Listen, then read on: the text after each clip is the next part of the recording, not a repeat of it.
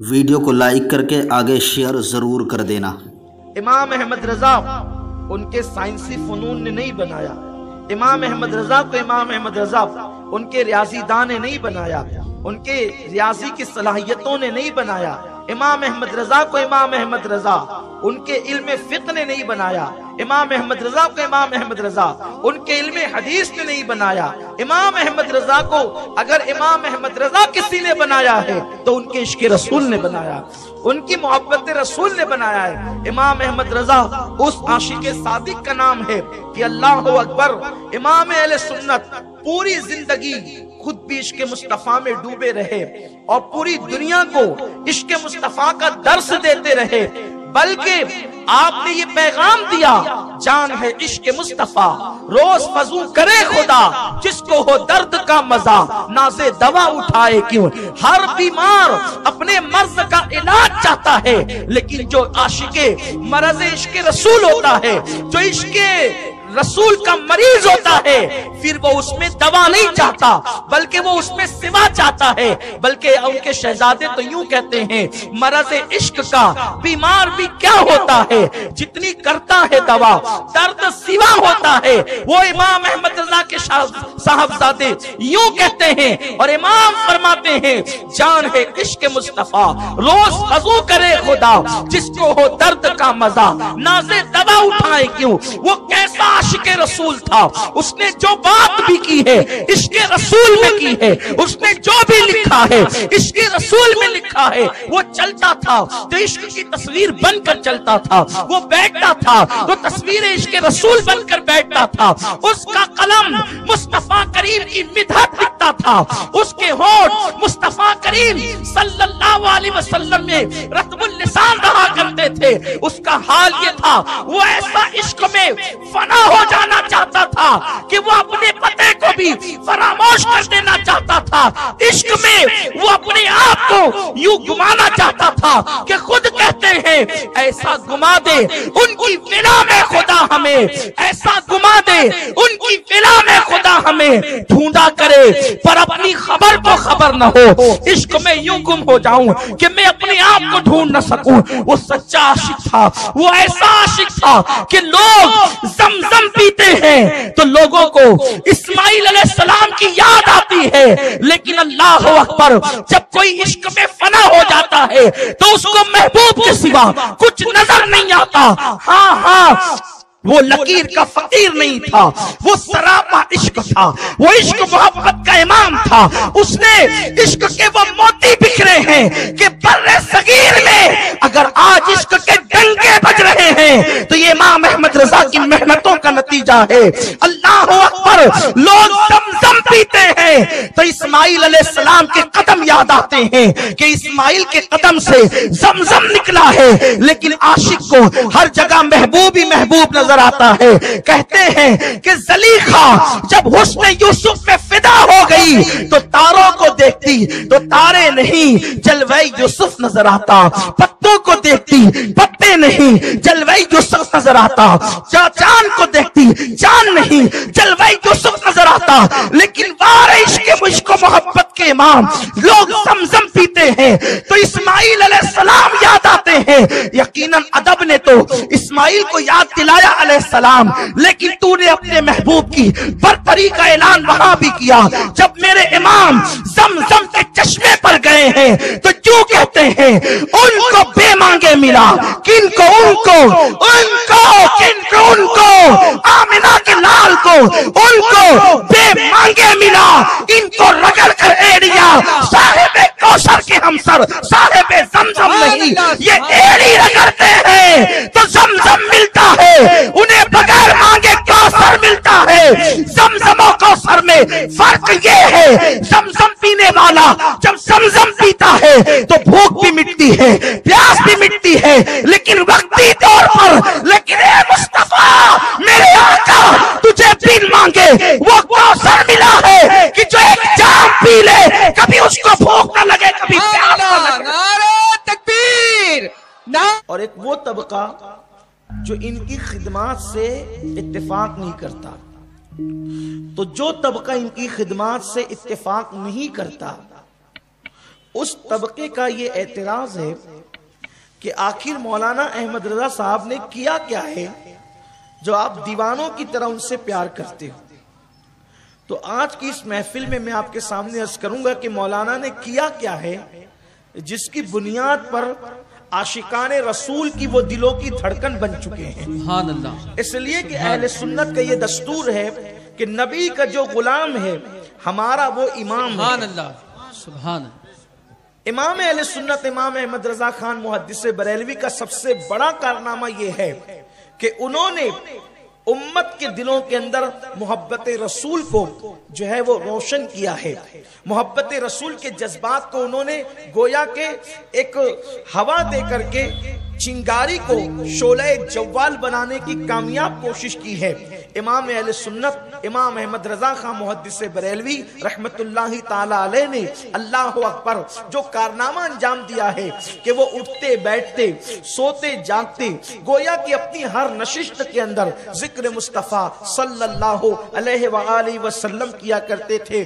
بلکہ آپ کا حال یہ تھا کہ جس وقت امام اہل سنت دنیا سے تشریف لے جانے والے تھے چند مہینے پہلے سے ہی اس کی تیاری شروع کر دی تھی. بلکہ خود وہ اتنے واضح طور پر تیاری کر رہے تھے دنیا سے جانے کی کہ حضور سیدی شیخ المشائخ اعلی حضرت اشرفی میاں رحمت اللہ تعالی علیہ نے اپنے ایک معتقد سے فرمایا کہ چند دن رہ گئے ہیں، جتنا فیض لوٹنا ہے ان سے لوٹ لو. یعنی امام اہل سنت کے دنیا سے جانے سے پہلے حضور سیدی اشرفی میاں رحمت اللہ تعالی علیہ نے اپنے ایک معتقد سے فرمایا تھا کہ جتنا فیض لوٹنا ہے لوٹ لو، چند دن بچے ہیں. تو وہ معتقد فرماتے ہیں کہ جب حضور اشرفی میاں سے میں نے یہ سنا تو پھر میں جو ہے وہ بریلی آ کر کے مقیم ہو گیا اور 2 مہینے تک یعنی اعلیٰ حضرت کے وصال تک کہ میں وہیں پر موجود رہا. اتنی واضح طور پر آپ تیاری کر رہے تھے، لیکن جاتے وقت تیاری کرتے وقت آپ کا حال یہ تھا کہ آپ کی محفل کے اندر جو لوگ بھی بیٹھتے تھے اس وقت تو 2 کام آپ کثرت سے کرتے تھے. ذکر مصطفیٰ جان رحمت صلی اللہ علیہ وآلہ وسلم کثرت کے ساتھ کیا کرتے تھے اور آپ سے جو لوگ ذکر مصطفیٰ صلی اللہ علیہ وسلم سنتے تھے لوگوں کی آنکھوں کے اندر آنسو آ جاتے تھے. کبھی کبھی تو محفل میں ہچکیاں بن جاتی تھی لوگوں کی روتے روتے. ایک دن امام اہل سنت سیدی اعلیٰ حضرت امام احمد رضا خان محدث بریلوی رحمت اللہ تعالی علیہ نے ارشاد فرمایا، لوگوں سنو، جو بھی چمکا ہے مصطفیٰ جان رحمت کے نور سے چمکا ہے. جس کو بھی چمک نصیب ہوئی ہے مصطفیٰ جان رحمت صلی اللہ علیہ وآلہ وسلم کے نور سے چمک نصیب ہوئی ہے. حضور کے نور سے صحابہ چمکے، صحابہ کے نور سے تابعین چمکے، تابعین کے نور سے تبع تابعین چمکے، ان کے نور سے ائمہ مجتہدین چمکے، ان کے نور سے اولیاء چمکے اور فرماتے ہیں کہ ان کے نور سے ہم لوگ چمکے. اب ہمارے پاس جو نور ہے وہ نور آپ لوگ لے لو. امام اہل سنت اعلیٰ حضرت رضی اللہ تعالی نے وصیت فرمائی، نصیحت فرمائی کہ وہ نور سفر کرتا ہوا ہم تک آیا. اب ہمارے پاس جو نور ہے وہ نور لو، اس نور سے تم چمکو گے. تو لوگ اس وقت سمجھ نہ سکے. امام نے پھر فرمایا وہ نور کیا ہے. امام اہل سنت فرماتے وہ نور کیا ہے. فرمایا سنو، وہ نور ہے عشق رسول کا نور، سبحان اللہ. وہ نور ہے محبت رسول کا نور. فرمایا حضور علیہ السلام کی تعظیم، حضور کی توقیر، حضور سے عشق، حضور سے محبت، یہ وہ نور ہے جس کو نصیب ہو جائے وہ دنیا میں بھی چمکے گا، وہ آخرت میں بھی چمکے گا. پھر امام فرماتے ہیں حضور کی تعظیم و توقیر اور حضور علیہ السلام کی محبت کا تقاضا یہ ہے کہ اللہ اکبر، اگر تم یہ پاؤ کہ اللہ و رسول کی شان میں کوئی ذرہ برابر بے ادبی اور گستاخی کرتا ہے تو وہ تمہارا کیسا ہی عزیز ہو، وہ تمہارا کیسا ہی بزرگ ہو، وہ تمہارا کیسا ہی معزز اور مکرم ہو، اس کو اس طریقے سے اس سے دور ہو جاؤ، اس سے اس طریقے سے دور ہو جاؤ اور اپنے سے اس کو اس طرح سے دور کر دو جیسے دودھ سے مکھی نکال دی جاتی ہے. اس طریقے سے اللہ و رسول کی توہین کرنے والوں سے دور ہو جاؤ. امام اہل سنت رضی اللہ تعالیٰ عنہ نے ساری زندگی اسی مشن کو اختیار کیا کہ ان سے دور رہو جو اللہ و رسول کی بے ادبی کرتے ہیں، اور ان کو اپنے سے دور رکھو جو اللہ اس کے رسول کی بے ادبی کرتے ہیں۔ وہ عشق مصطفیٰ صلی اللہ علیہ وآلہ وسلم کا ایسا مجسم تھے، وہ محبت رسول کا ایسا مجسم تھے کہ انہوں نے خود بھی عشق رسول کو اختیار کیا اور وہ عشق رسول ہی کی بات کرتے رہے۔ بڑی مشہور سی بات ہے کہ حضرت علامہ محدث سورتی رحمت اللہ تعالی علیہ، ایک بار محدث سورتی سے کسی نے پوچھا تھا، یہ محدث سورتی کون ہے آپ جانتے ہیں؟ یہ محدث سورتی وہ ہیں کہ جو سیدی محدث اعظمین رحمت اللہ علیہ کے استاد ہوتے ہیں۔ یہ حضور محدث اعظم کے استاد اساتذہ میں سے ہیں۔ یہ حضور محدث سورتی رحمت اللہ تعالی علیہ، حضور محدث سورتی سے کسی نے پوچھا، محدث صاحب امام احمد رضا نہ آپ کے استاد ہیں نہ آپ کے پیر ہیں، لیکن ہم دیکھتے ہیں کہ آپ کے اساتذہ سے آپ جتنا پیار نہیں کرتے، آپ کے پیر و مرشد کا جتنا تذکرہ نہیں کرتے، اس سے زیادہ تذکرہ اور ذکر آپ امام احمد رضا کا کرتے ہیں۔ تو حضور محدث سورتی رحمت اللہ علیہ نے فرمایا تھا کہ استاد اور پیر سے مجھے جو نہیں ملا وہ امام احمد رضا سے ملا ہے، اور اسی کو عشق مصطفیٰ صلی اللہ علیہ وسلم کہتے ہیں۔ اتنی بڑی نعمت میں نے امام احمد رضا سے پائی ہے جسے عشق رسول کہتے ہیں۔ میرے پیارے آقا صلی اللہ علیہ وسلم کے پیارے دیوانوں، اب پتا چلا کہ امام اہل سنت کے پاس عشق رسول کیسا تھا، محبت رسول کیسی تھی۔ اللہ اکبر۔ میں یہ چاہتا ہوں کہ ان کی زندگی کے بہت سے گوشے پیش کروں، لیکن جب میں ان کی زندگی پہ بولنے آتا ہوں تو میری طبیعت کسی اور طرف مائل ہی نہیں ہوتی۔ میرا دل چاہتا ہے کہ اس عاشق رسول کو جو ساری زندگی اپنے عشق رسول پہ ناز رہا، اللہ اکبر، میں انہی کی زندگی کو پیش کروں۔ آپ اندازہ کریں، ان کا عشق رسول کا اندازہ کریں، ان کی محبت رسول کا اندازہ کریں، ان کی تعظیم رسول کا اندازہ کریں۔ اللہ اکبر۔ اس بات سے اندازہ کر سکتے ہیں کہ وہ سرکار غوثیت مآب شیخ عبد القادر جیلانی سے کتنی محبت کرتے تھے، تو ان کے جد کریم سے کتنا پیار ہوگا۔ ایک مرتبہ حضور غوث العظم دستگیر کی نیاز دلوائی، فاتحہ دلوائی، فاتحہ۔ ممکن ہے بہت کسی کے حلق کے نیچے یہ بات نہ اترے، لیکن یہ بات نسبت کی ہے، محبت کی ہے۔ دیکھو بہت ساری چیزیں ایسی ہوتی ہے کہ جو کسی کتاب میں نہیں ہوتی، بلکہ وہ کتاب محبت میں ہوتی ہے۔